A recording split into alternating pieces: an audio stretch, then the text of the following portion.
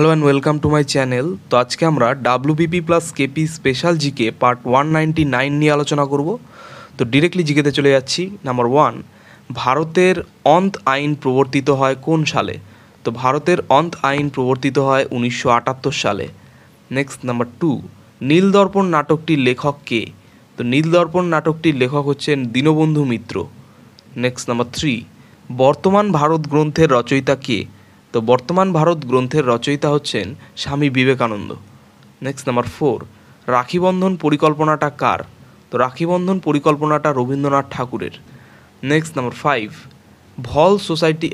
ডন society হবে এখানে। ডন society কে প্রতিষ্ঠা করেন? তো ডন সোসাইটির প্রতিষ্ঠাতা হচ্ছেন সতীশচন্দ্র মুখোপাধ্যায়। নেক্সট নাম্বার 6, কলকাতার জাতীয় শিক্ষা পরিষদ কবে গঠিত হয়? তো কলকাতার জাতীয় শিক্ষা পরিষদ গঠিত হয় 1906 সালে। নেক্সট নাম্বার 7, সন্ধ্যা পত্রিকার সম্পাদক কে ছিলেন? তো সন্ধ্যা পত্রিকার সম্পাদক ছিলেন রপ্তবান্ধব উপাধ্যায়।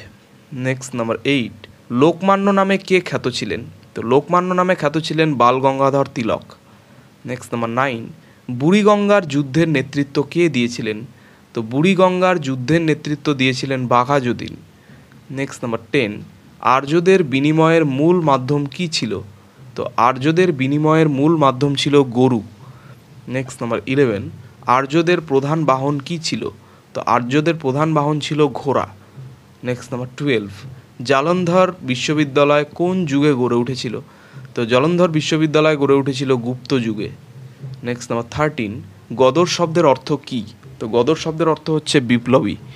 নেক্সট নাম্বার 14, প্রথম সুলতান উপাধি কে গ্রহণ করেন?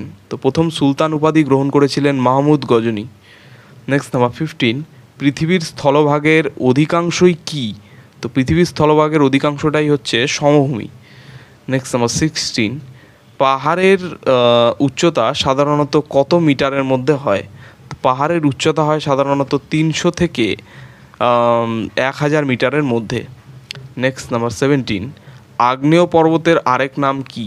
তো আগ্নেয় পর্বতের আরেক নাম হচ্ছে সঞ্জীবজাত পর্বত। নেক্সট নাম্বার 18, রাজস্থানের আরাবল্লী কেমন পর্বত? তো রাজস্থানের আরাবল্লী প্রাচীন পর্বতের উদাহরণ। নেক্সট নাম্বার 19, মালভূমির উচ্চতা সাধারণত কত মিটার হয়?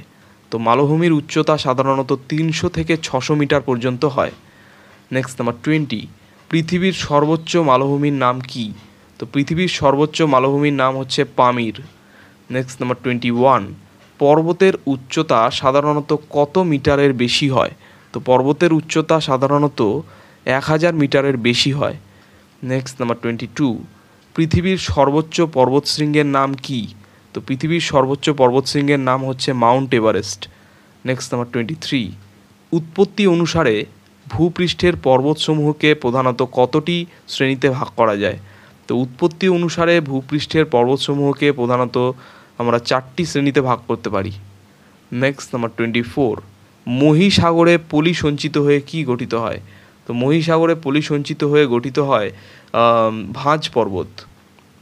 নেক্সট নাম্বার 25, পৃথিবীর দীর্ঘতম পর্বতশ্রেণীর নাম কি? তো পৃথিবীর দীর্ঘতম পর্বতশ্রেণীর নাম হচ্ছে আন্দিজ। নেক্সট নাম্বার 26, কোন মালভূমিকে পৃথিবীর ছাদ নামে পরিচিত? তো পৃথিবীর ছাদ বলে পরিচিত মালভূমি হচ্ছে পামির মালভূমি। নেক্সট নাম্বার 27, মালভূমির চারপাশে কেমন ঢাল থাকে? তো মালভূমির চারপাশে খুব খাড়া ঢাল থাকে। নেক্সট নাম্বার 28, ঈষৎ তরঙ্গায়িত বিস্তীর্ণ নিম্ন ভূভাগকে কি বলে? তো ঈষৎ তরঙ্গায়িত বিস্তীর্ণ নিম্ন ভূভাগকে বলে সমভূমি। নেক্সট নাম্বার 29, ভাঁজ পর্বতের শিলাস্তরে কি পাওয়া যায়? তো ভাঁজ পর্বতের শিলাস্তরে পাওয়া যায় জীবাশ্ম। নেক্সট নাম্বার 30, জোয়া আলো নামক প্রক্রিয়ার ফলে কি সৃষ্টি হয়? তো জোয়া আলো নামক প্রক্রিয়ার ফলে সৃষ্টি হয় পর্বত বেষ্টিত মালভূমি। নেক্সট নাম্বার 31, আন্দামান ও নিকোবর দ্বীপপুঞ্জের অন্তর্গত কোন আগ্নেয় পর্বতটি রয়েছে?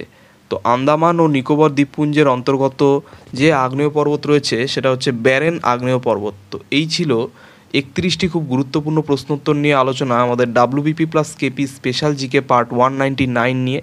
তো চ্যানেলটি ভালো লাগলে অবশ্যই সাবস্ক্রাইব করো এবং পরবর্তী আপডেটগুলি পাওয়ার জন্য অবশ্যই নোটিফিকেশন বেলটি অন করে দিও। ধন্যবাদ।